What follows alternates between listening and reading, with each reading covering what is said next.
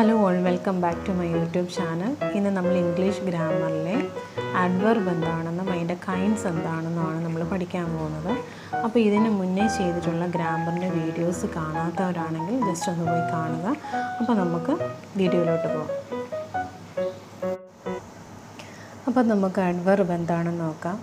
Adverb is a verb which modifies the meaning of a word, an adjective or another verb. അപ്പോൾ adverb എന്ന് പറഞ്ഞാൽ വെർബിനെയോ അഡ്ജക്റ്റീവിനെയോ മറ്റൊരു ആഡ്വർബിനെയോ വിശേഷിപ്പിക്കുന്നതാണ് adverb. അപ്പോൾ നമുക്ക് അതിൻ്റെ എക്സാമ്പിൾ നോക്കാം. First one, the dog barks loudly. അപ്പോൾ ലൗഡ്ലി എന്നുള്ളതാണ് അവിടുത്തെ ആഡ്വർബ്. പട്ടി എങ്ങനെയാണ് കുരയ്ക്കുന്നതെന്നാണ് അവിടെ പറഞ്ഞത്. ബാർക്സ് എന്നുള്ളത് അവിടുത്തെ വെർബാണ്.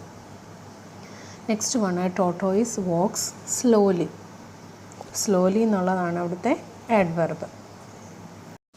നെക്സ്റ്റ് നമുക്ക് കൈൻഡ്സ് ഓഫ് ആഡ്വർബ്സ് നോക്കാം.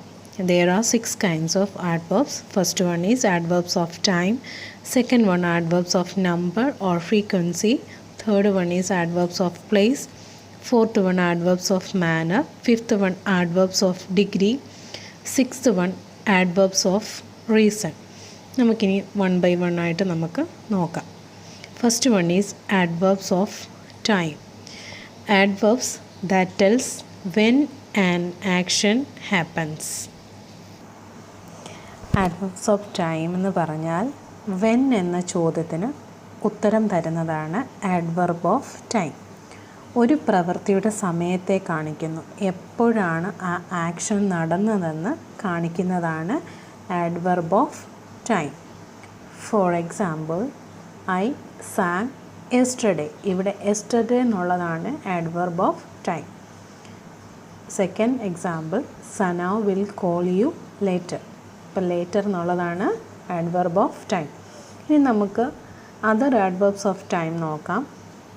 then, now, yet, still, soon, early, late, today, just, immediately, afterwards, etc.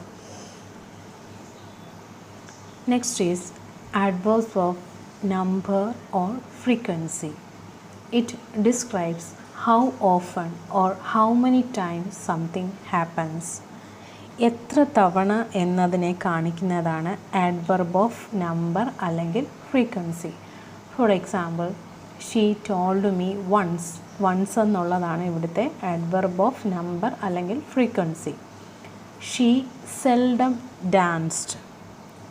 അപ്പോൾ സെൽഡം എന്നുള്ളതാണ് ഇവിടുത്തെ adverb of number അല്ലെങ്കിൽ ഫ്രീക്വൻസി. ഇനി നമ്മൾ other adverbs of numbers are twice, always, usually, frequently, never, ever, often, continuously, etc. Next one is adverbs of place. Adverbs of place tell us where the action is taking place. They provide information about the location.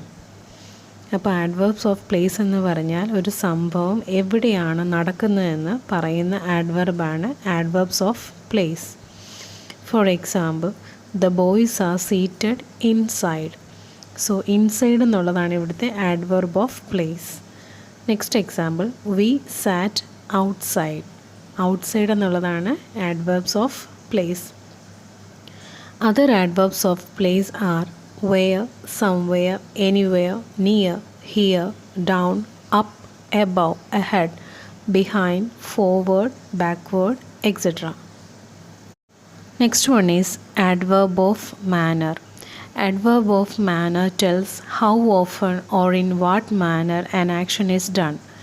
Adverb of manner often ends in ly.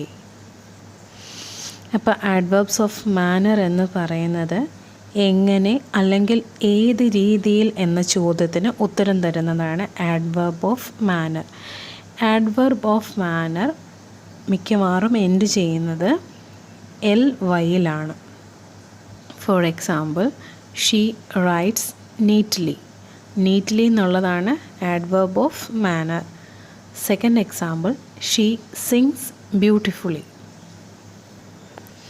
Other adverb of manners are barely, happily, suspiciously, kindly, quietly, quickly, wisely, loudly, rapidly, etc.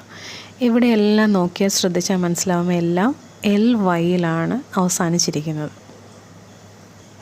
Next one is adverb of degree or quantity. Adverb of degree tells how much or in what degree or to what extent of an action. അപ്പം adverb of degree എന്ന് പറയുന്നത് എത്ര മാത്രം അല്ലെങ്കിൽ ഏത് അളവ് വരെ എന്ന് സൂചിപ്പിക്കുന്നതാണ്. For example, my coffee is too hot. Second one, the film was quite interesting. Other adverbs of degrees are very, quite, enough, extremely, absolutely, entirely, awfully, almost, etc. Next one is adverbs of reason. Adverbs of reason tells the cause of motivation behind an action. Adverbs of reason എന്ന് പറയുന്നത് ഒരു പ്രവൃത്തിയുടെ കാരണത്തെയോ ഉദ്ദേശത്തെയോ സൂചിപ്പിക്കുന്നു. For example, I am going to store because I need to buy milk. Other adverbs of reason are thus, so, then, thereby, because, since, therefore, consequently, accordingly, as a result, etc.